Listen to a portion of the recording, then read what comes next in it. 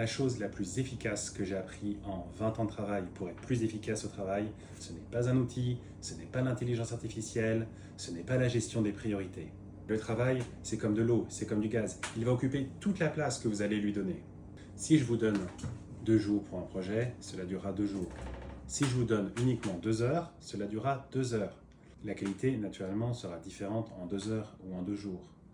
Mais au total, le travail aura pris 2 heures ou 2 jours. C'est là justement le piège. La plupart des livres de management vous expliquent comment devenir plus efficace pour ensuite arriver à travailler moins, à avoir un meilleur équilibre de vie pro-vie perso. Alors qu'en fait, c'est l'inverse qu'il faut faire. Il faut commencer par contraindre votre temps pour pouvoir devenir plus efficace. Contraindre votre temps, ça veut dire contraindre votre temps total de travail.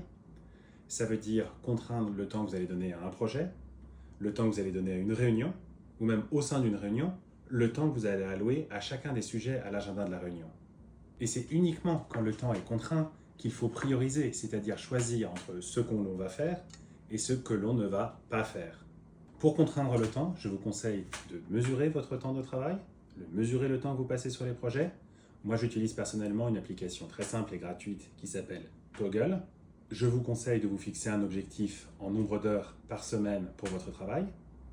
Dans les prochaines vidéos, je détaillerai des astuces sur comment prioriser, choisir ce que je vais faire, ce que je ne vais pas faire. Vous pouvez aussi retrouver toutes ces astuces dans notre livre « Travailler moins, vivre mieux » aux éditions Libert, chez qui je me trouve justement actuellement.